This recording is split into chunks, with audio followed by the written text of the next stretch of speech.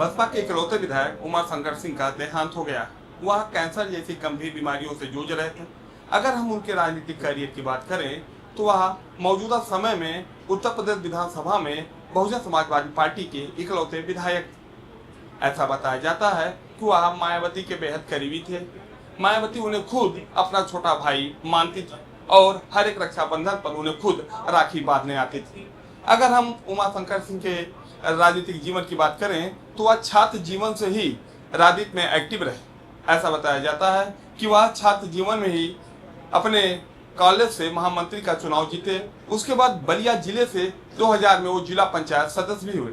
इसके बाद 2011 में वह बीएसपी का दामन थामा और 2012 में पहली बार वह विधानसभा के लिए चुने गए। उस बाद में 2017 में भी वह विधानसभा पहुंचे जीतकर, और 2022 में जब उत्तर प्रदेश में विधानसभा और 2022 में जब बीएसपी की सिर्फ एक सीट पूरे उत्तर प्रदेश में निकली तो भी रसड़ा की उमा शंकर सिंह की थी। वह लगातार 3 बार विधायक रहे। ऐसा बताया जाता है कि उनकी लोकप्रियता जनता समाज के बीच में ऐसी थी कि आज यहाँ पे आप देख सकते हैं कितनी भारी संख्या में लोग उनके न रहने के बाद उनको याद करने के लिए उनके लखनऊ आवास पर उपस्थित हैं। लोगों के चेहरे हाव भाव को देखकर समझ में आ रहा है कि किस तरीके की उदासी मायूसी अपने नेता को खोने के बाद होती है, वह लोगों के चेहरे पर साफ दिखाई दे रही है। अगर बात करें तो मायावती खुद उन्हें अपना छोटा भाई मानती थी और रक्षाबंधन पर उनसे खुद राखी बनवाती थी। अगर हम बात करें तो उनके बारे में कई चीजें कही जाती हैं। वह समाज से इस तरीके से जुड़े हुए थे, गरीब कन्याओं की शादी हो या कोई और सामाजिक काम, उसमें भी बढ़ चढ़ कर हिस्सा लेते थे। अभी कुछ दिन पहले उन्होंने 250 गरीब कन्याओं की शादी करवाई थी। इसके पहले उन्होंने 100 गरीब कन्याओं की शादी कराई थी। तो हम बता सकते हैं जिस तरीके से उनकी मृत्यु असामयिक हो गई है। उनको बताया जाता था कि उनको ब्रेन ट्यूमर था, बाद में जो कैंसर हो गया और इसका इलाज वह बहुत दिनों से करा रहे थे। 4th स्टेज में कैंसर पहुंचने के कारण वह इस दुनिया को हमेशा हमेशा के लिए अलविदा कह दी। लेकिन उनके जाने के बाद उनकी कमी कैसे लोग महसूस कर रहे हैं, यह पूरी क्राउड या पूरी भीड़ इसको बयां कर रही है। कई लोग हैं जो यहाँ पर मौजूद हैं, अपने लोकप्रिय नेता को खोने के बाद वहाँ पर मौजूद हैं और हम उनसे बात करेंगे, जानेंगे कि क्या है। सर, जिस तरीके से आप लोग यहाँ पर मौजूद हैं, आपके लोकप्रिय नेता जो कि इस दुनिया में नहीं रहे, आप क्या कहना चाहते हैं? कैसा कष्ट आपको है? कष्ट बहुत बेहद कष्ट है और उनके जैसा नेता मिलना मुश्किल है। हम लोग उनके विधानसभा से आए हुए हैं। हाँ, वो बहुत अति पुण्य क्षति यहाँ वहाँ पे हुआ है जो सबको अधूरा लग रहा है, और उनके जैसा आज तक नेता न कोई हुआ है न होगा। आप देख सकते हैं किस तरीके से उनके विधानसभा से आए हुए एक शख्स थे। उन्होंने कहा कि उनकी जो कमी है हम इसको कभी खत्म नहीं कर पाएंगे। एक भाई साहब हैं, आप अपने लोकप्रिय नेता जो कि इस दुनिया में उमा शंकर जी नहीं रहे, आप क्या कहना चाहते हैं? आपको कैसी क्षति महसूस हो रही है उनके ना रहने? बहुत ही दुखद की घड़ी है और यहाँ पर काफ़ी लोग आप देख रहे हैं कि इस दुख में कोई इनका मतलब साथ ऐसा नहीं हो पा रहा है कि परिवारजनों को बहुत ही दुख की घड़ी का सामना करना पड़ रहा है। और बलिया से बसपा से मात्र एक ही विधायक थे पूरी विधानसभा में, एक ही विधायक थे। मायावती उन्हें अपना छोटा भाई भी कहते थे। आई थी अभी थोड़ी देर पहले मायावती जी भी आई थी यहाँ पे। हाँ। वो भी आई थी और अभी देखते हैं मुख्यमंत्री जी भी का भी आना हो रहा है। काफी मतलब दुख की घड़ी। आप देख सकते हैं जिस तरीके से यहाँ पर सब लोग मौजूद हैं हमारे साथ।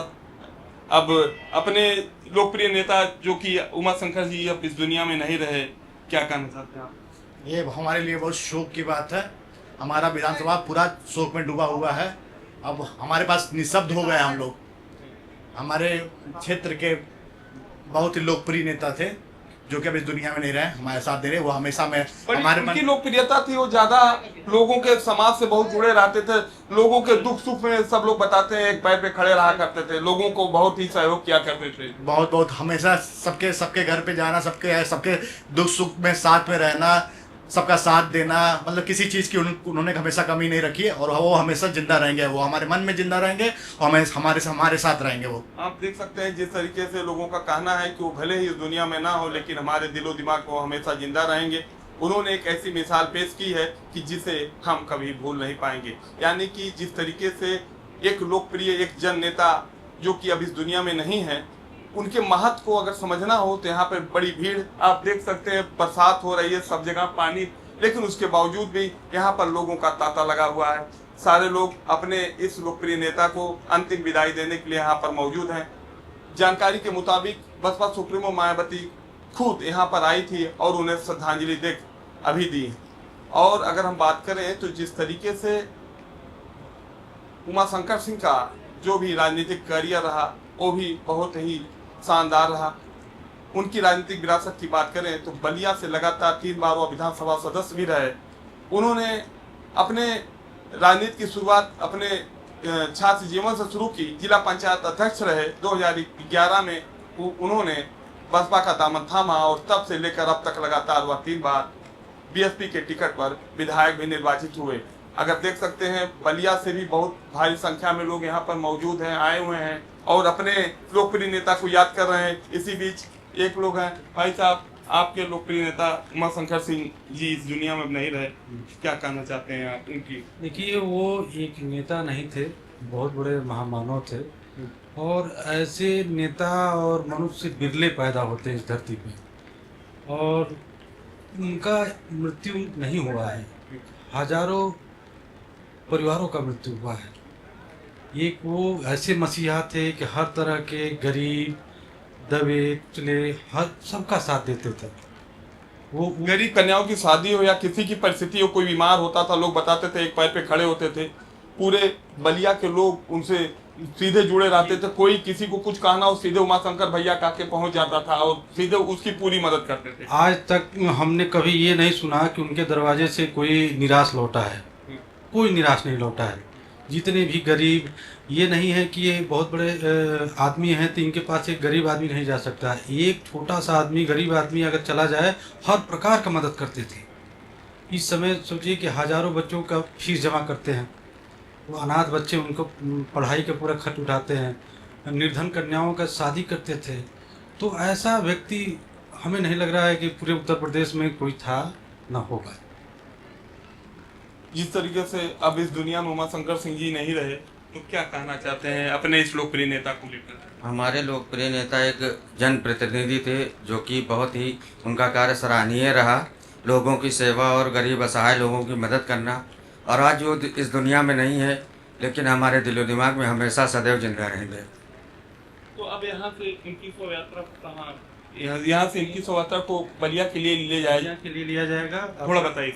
अपराह्न 1 बजे के बाद यहाँ से बलिया के लिए रवाना होंगे हम लोग और वहाँ पे आज शोक सभा रखा जाएगा श्रद्धांजलि देने के लिए और कल सुबह में इनका अंतिम संस्कार होगा। जैसा कि आप सुन सकते हैं, इनकी शव यात्रा आज यहाँ अपराह्न 1 बजे निकलेगी, जो इनके गृह जनपद बलिया जाएगी। वहाँ पर इनका पार्थिव शरीर लोगों के दर्शन के लिए रखा जाएगा और कल इनके अंतिम विदाई दी जाएगी। आप देख सकते हैं किस तरीके से इस लोकप्रिय नेता की न रहने के बाद किस तरीके की क्षति यहाँ पर महसूस लोग कर रहे हैं। लोगों के हाव भाव, लोगों के चेहरे और लोगों की बॉडी लैंग्वेज बयां कर रही है कि कितना कष्ट इन लोगों को महसूस हो रहा है। कैमरा पर्सन प्रदीप के साथ मैं Avneesh, headline focus news, Lucknow.